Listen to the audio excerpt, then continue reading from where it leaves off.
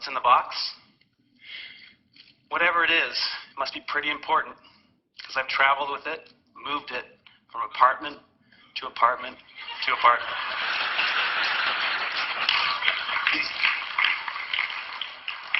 Sound familiar?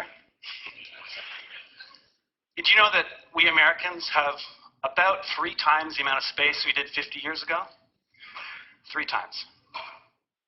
So you'd think with all this extra space, we'd have plenty of room for all our stuff, right?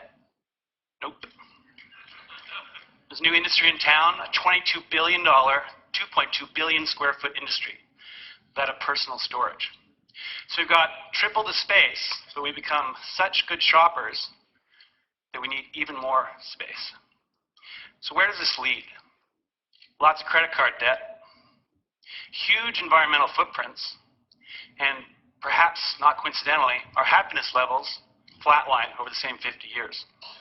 Well, I'm here to suggest there's a better way, that less might actually equal more.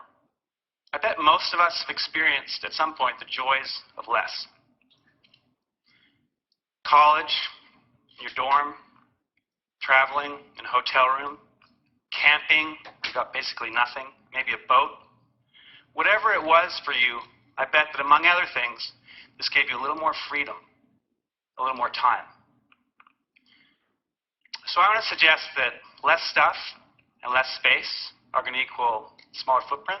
It's actually a great way to save you some money, and it's going to give you a little more ease in your life.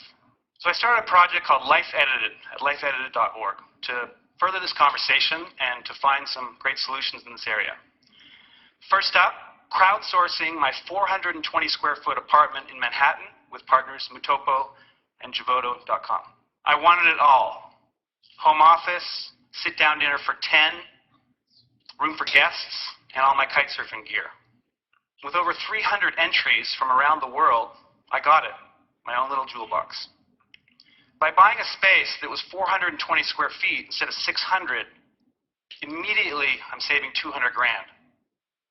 Smaller space is going to make for smaller utilities, save some more money there, but also a smaller footprint. And because it's really designed around an edited set of possessions, my favorite stuff, and really designed for me, I'm really excited to be there. So how can you live little? 3 main approaches. First of all, you need to edit ruthlessly. We've got to clear the arteries of our lives. And that shirt that I haven't worn in years, it's time for me to let it go. We've got to cut the extraneous out of our lives, and we've got to learn to stem the inflow. We need to think before we buy. Ask ourselves, is that really going to make me happier? Truly? By all means, we should buy and own some great stuff. But we want stuff that we're going to love for years, not just stuff. Secondly, our new mantra, small is sexy. We want space efficiency. We want things that are designed for how they're used the vast majority of the time, not that rare event. Why have a 6-burner stove when you rarely use 3? So we want things that nest, we want things that stack, we want to digitize. You can take paperwork, books, movies, and you can make it disappear. It's magic. Finally, we want multifunctional spaces and housewares. A sink's combined with a toilet. A dining table becomes a bed, same space. A little side table stretches out to seat 10. In the winning Life Edited scheme in a render here, we combine a moving wall with transformer furniture to get a lot out of the space. Look at the coffee table. It grows in height and width to seat 10. My office folds away, easily hidden. My bed just pops out of the wall, 2 fingers.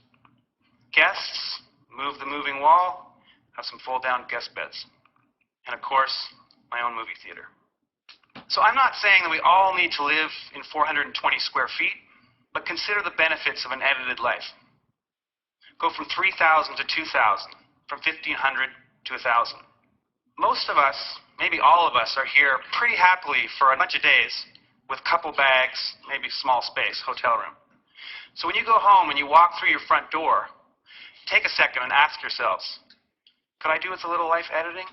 Would that give me a little more freedom? Maybe a little more time? What's in the box? it doesn't really matter. I know I don't need it. What's in yours? Maybe, just maybe, less might equal more. So let's make room for the good stuff.